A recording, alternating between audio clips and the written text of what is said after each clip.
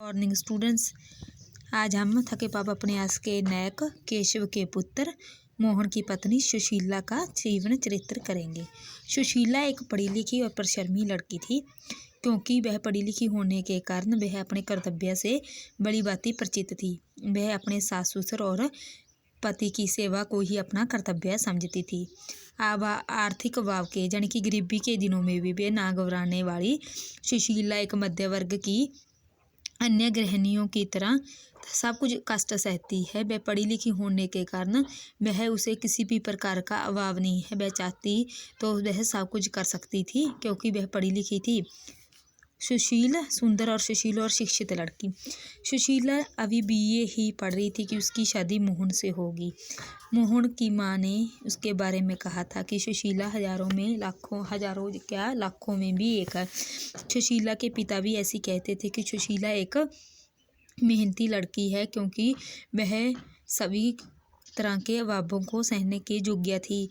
जब सुशीला का विवाह हुआ तो 5,000 रुपये दहेज में मिले थे। इससे वह मोहन के घर वाले मकान लेने में सफल हो चुके थे क्योंकि विवाह के बाद ही सुशीला के आने से उसका अपना घर बना था। सुशीला सारा दिन घर का कामकाज अपनी मर्जी से करती थी। वह किसी के दबाव में आकर कार्य नहीं करती थी, ना ही वह किसी से कहती थी कि वह उसका हाथ बटाए।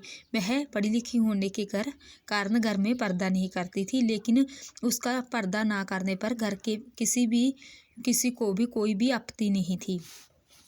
कुशल गृहिणी। सुशीला की जब शादी हुई तब उसके पति वकालत का कार्य करते थे, लेकिन वकालत अच्छी तरह से ना चली तब उसके पति ने 120 रुपये की नौकरी करनी शुरू कर दी। सुशीला अपनी सास के साथ घर में सारा काम करती थी क्योंकि वह यदि चाहती तो वह एक घर में नौकर भी रख लेती, लेकिन वह नहीं चाहती थी कि घर का कर्ज और बढ़े क्योंकि उनके पति और उनके ससुर ने पूरा धन अपनी गृहस्थी को चलाने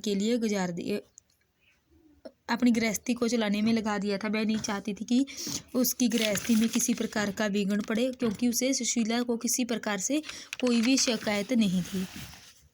देवरों वह नंदों से स्नेह करने वाली। सुशीला केवल अपने पति और सास ससुर की ही सेवा नहीं करती थी, वह अपने देवर और नंदों को भी भाई बहनों की तरह रखती थी। वह उनसे भी बहुत प्रेम करती थी। उसका देवर किशन था, वह पढ़ाई में बहुत कम ध्यान देता था। 22 साल का हो चुका था, अभी तक वह बीए में ही था।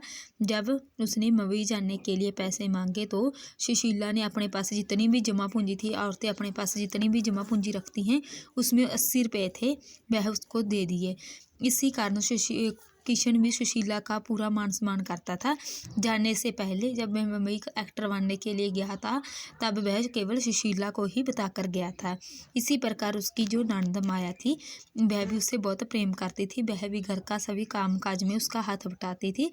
सुशीला और माया की अच्छी दोस्ती थी। जो भी बात होती थी माया की वह सुशीला को आकर बताती थी। कॉलेज के ड्रामे में काम करने से भी सुशीला को कोई भी आपत्ति नहीं थी। वह घर का पूरा काम करती थी।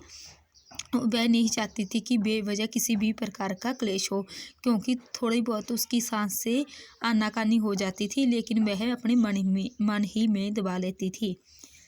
पति की सेवा करने वाली। सुशीला एक पढ़ी लिखी लड़की होने के कारण आर्थिक हालतों को अच्छी तरह से समझती थी कि उसका पति नौकरी को पाने के लिए इधर उधर दौड़ भाग कर रहा है क्योंकि वह अपने पति से बहुत स्नेह करती थी। इसलिए जब उसका पति नौकरी से थक कर आता था तब वह उसका सिर दबाती थी और उसको पानी या चाय लेकर आती थी। इसी कारण पति के स्नेह के कारण सुशीला की थोड़ी बहुत अपनी सांस से उलझ पड़ती थी क्योंकि जब उसकी सांस नौकरी के लिए मोहन को ताने मारती तब उसका मन बहुत दुखी होता था। वह मन ही मन में सोचती, अच्छा हमसे अच्छा तो किशन है जो कोई काम नहीं करता, गैर जिम्मेदार है, उससे कोई कुछ नहीं कहता।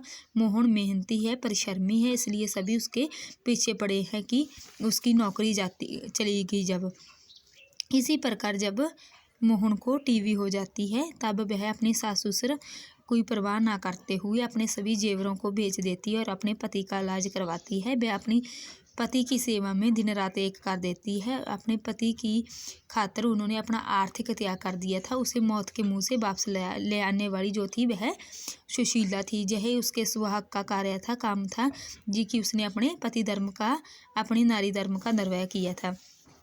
इस बात से उसके पति और उसके ससुर बहुत खुश थे कि सुशीला एक उसे ऐसी ही मध्यवर्गीय परिवार से जुड़ने वाली अच्छी बहू मिली है, क्योंकि वह सभी का ध्यान रखती थी।